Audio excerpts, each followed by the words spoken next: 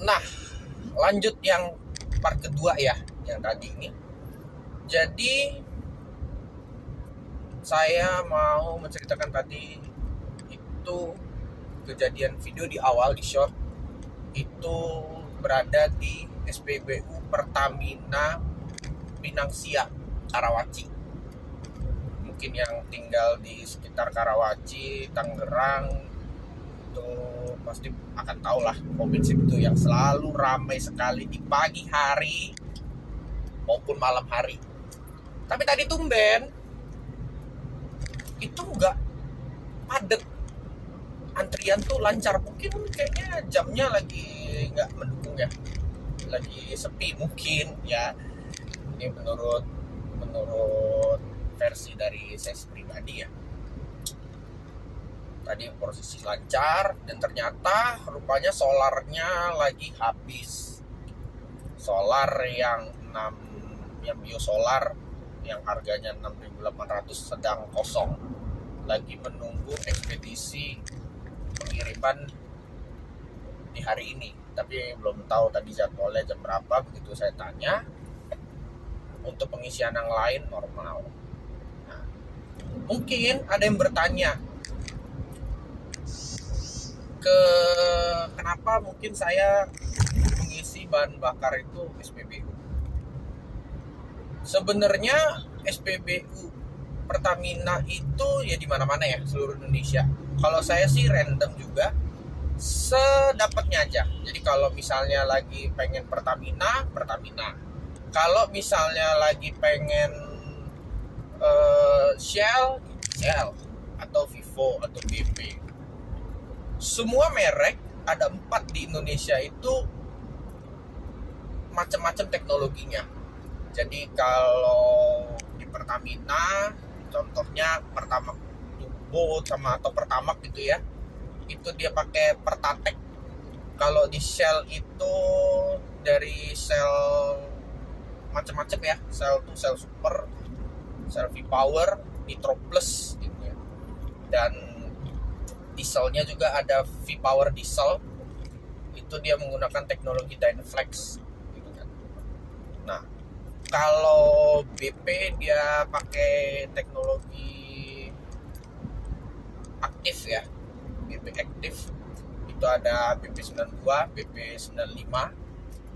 Kalau Vivo itu ada di RON 90. RON 90 itu sama dengan kayak seperti Pertamina. Itu di Pertalite. Lalu RON 92 dan RON 95. Biasanya sih mereka sebutannya kalau di SPBU Vivo itu Revo 90, Revo 92, Revo 95. Nah, tapi saya lupa teknologi di pom bensin Vivo, aku lupa apa. Tapi sering juga sih diisi di situ. Nah, ada yang bilang berspekulasi, oh Pertalite lebih boros dibanding SPBU-nya Vivo, Revo 90. Oh, itu Pertamax lebih boros dibanding Shell segala macam. Itu semua sih kita tidak bisa ini ya, tidak bisa menilai itu valid 100% ya. Kalau toh itu valid 100%, itu tergantung dari pemakaian. Jadi misalnya nih, saya pakai mobil tuh bahan bakarnya itu Pertalite, dan habis setelah Pertalite saya pakai bahan bakar SPBU Revo yang 90. Itu beda karena teknologinya saja sudah beda gitu. Dan tergantung dari kita juga pemakaian di jalan. Pemakaian di jalan itu tidak tidak setiap harinya itu sama yang kita lewati. Mungkin kalau trafficnya lagi lancar, sekalinya ketemu lancar, bahan bakar efisiensi, hemat. Tapi kalau sekalinya macet, itu yang kita tidak tahu macetnya itu apakah stuck berapa menit atau mungkin merayap. Nah, itu yang kita tidak tahu. Begitu juga sama Pertamax 92 compare dengan Shell Super yang oktannya 92 juga, lalu BP 92 atau Revo 92, itu semua beda-beda. hitungan segala macamnya dengan teknologi yang berbeda-beda, pasti hasilnya juga beda dong. Nggak bisa kita bilang misalnya, oh ternyata sel super yang lebih irit, tapi ada juga yang bilang, oh BP92 lebih bagus. Oh ada yang bilang, Revo 92 juga udah bagus. Atau Pertamina juga, udah cukup deh. Pertamax juga udah cukup lah itu untuk mobil. Itu selera dari pribadi, selera dari pengguna setiap mobil ya, setiap motor juga beda-beda. Nah, dan pemakaiannya juga nih. Kalau kita pemakaiannya lebih banyak di kota, ya otomatis mesin bekerja lebih keras dong, apalagi macet kan. Nah, jadi kembali lagi itu semua pilihan. Begitu juga yang diesel. Banyak orang yang menggunakan mobil diesel ya, baik mobil komersil atau mobil penumpang. Udahlah saya lebih nyaman yang biosolar. Oh saya lebih nyaman Dexlite. Kalau yang di Pertamina ya, kok saya lebih nyaman Pertamina Dex. Kalau di Shell itu yang diesel Revo, Shell V-Power diesel. Nah, sekarang ada yang terbaru di SPBU Vivo, itu adalah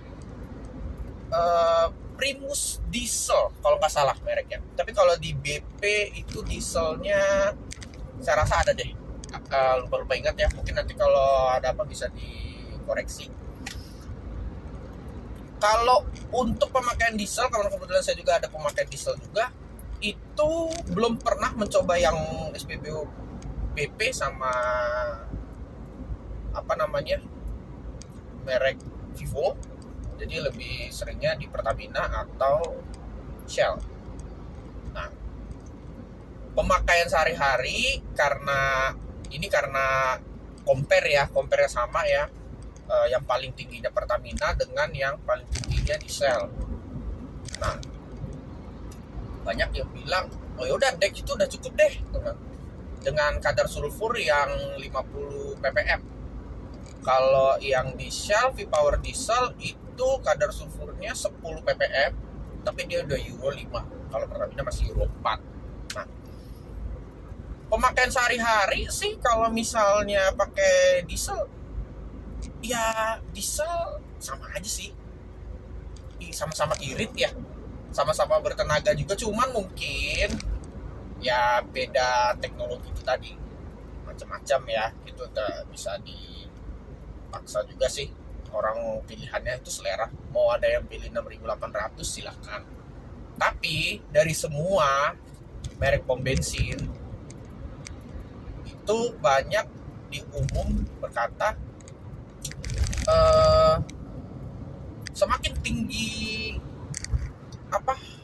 oktannya, semakin tinggi RON-nya itu semakin bagus di mesin. Iya, itu benar sekali. Mungkin dari segi mesin ya, perawatan kendaraan juga itu terasa deh bedanya gitu.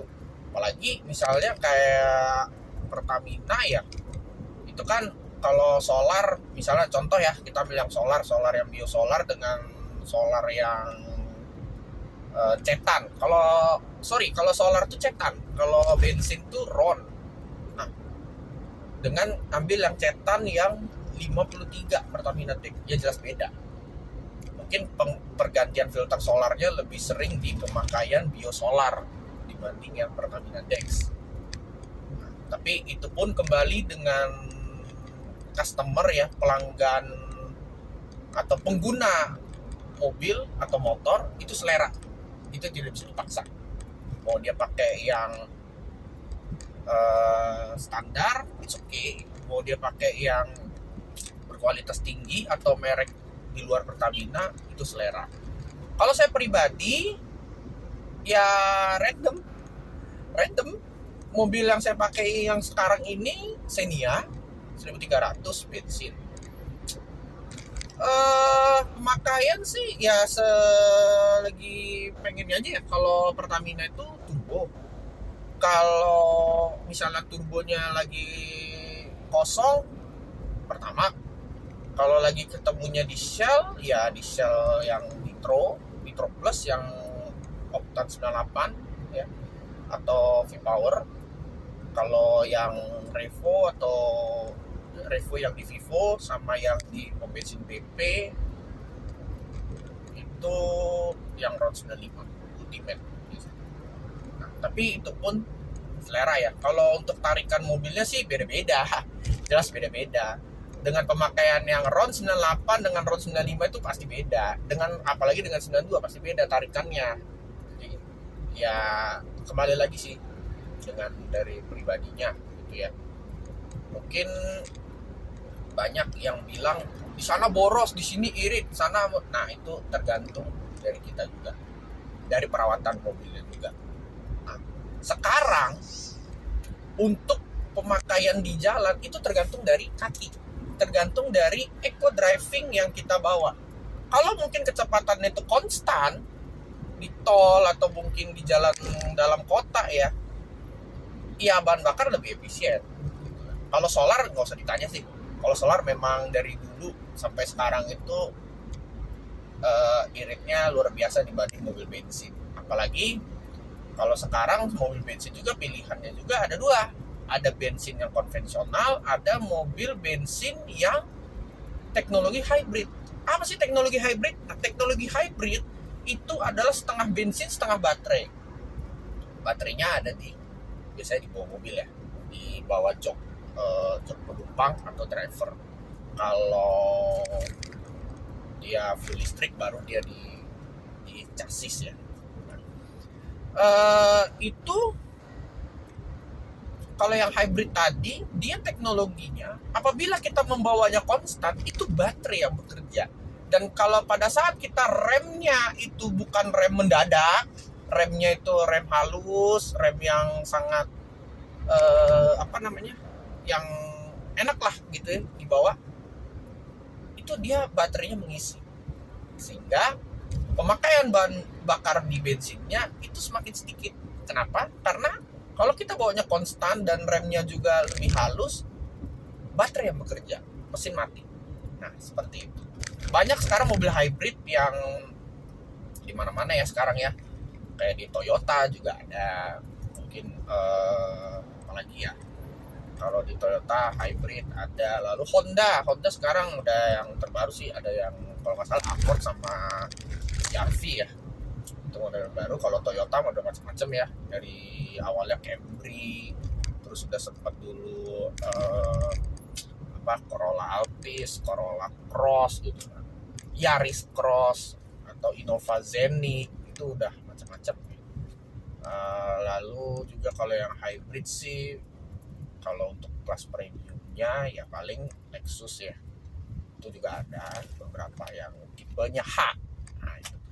Nah, sekarang kayak Toyota juga ada yang hybridnya itu Alphard, jadi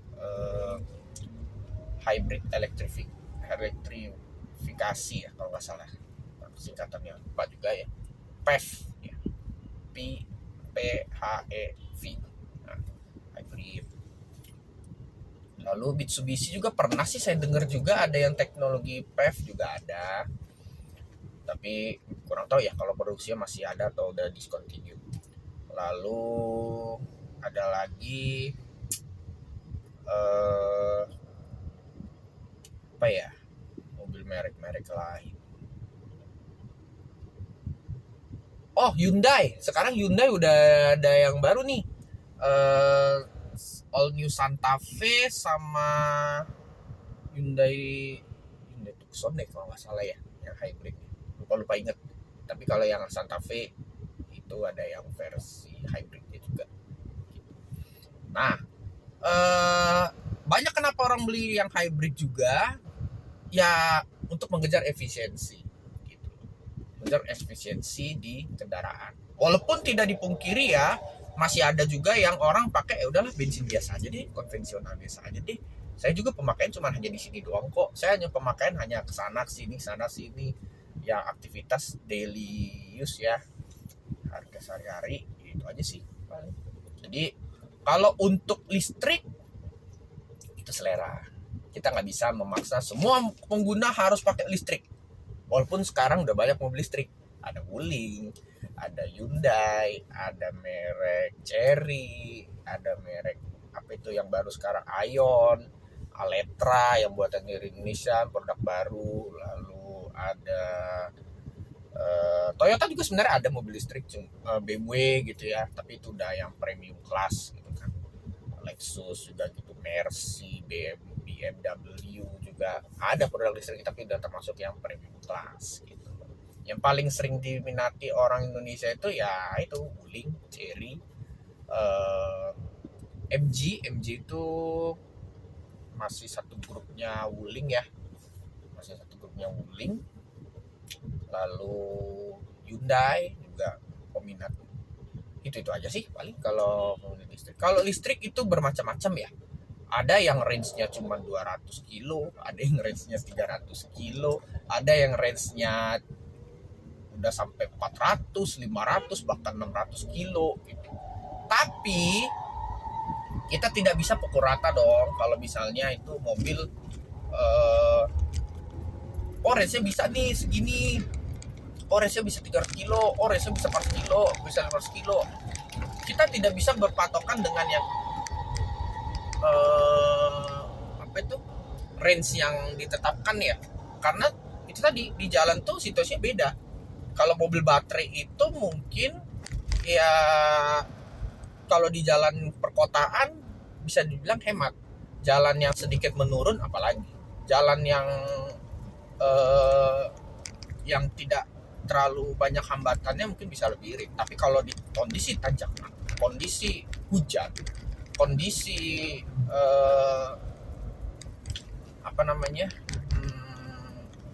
di tol, itu berbeda dengan mobil bensin. Ada beberapa reviewer sih udah bilang kalau di jalan tol itu karena dia konstan ya, jadi regeneratif brakingnya itu pengeremannya tidak sering digunakan karena kecepatannya konstan. Hujan juga gitu, kita melawan angin kan. Tapi kalau untuk kendala baterainya sih nggak ada ya. Di posisi tanjakan juga gitu kan, baterai kan mobil kan bekerja ya, power energinya itu berjalan ya, jadi di tanjakan juga ya bisa berpengaruh juga, tapi paling hanya berapa persen gitu. Seperti itu sih kalau memakai listrik ya. Jadi kesimpulannya hari ini tadi dari bahan bakar sampai teknologi mobil juga itu macam-macam ya. Nanti bisa dikasih komentar atau mungkin ada pertanyaan, silahkan nanti bisa kita sambil diskusikan. Ini semua yang saya videokan ini versi dari saya pribadi, tidak ada unsur paksaan atau dapat sponsor dari lain, tidak ada. Ini dari opini saya sendiri ya. Jadi itu saja yang bisa disampaikan. Selamat pagi dan selamat beraktivitas untuk semua. Nanti ada video selanjutnya tentang apa lagi yang mau dibahas, macam-macam tadi, random. Jadi nanti bisa kita ulik di situ satu-satu apa yang saya bisa ceritakan. Oke, gitu saja. Selamat pagi. Thank you.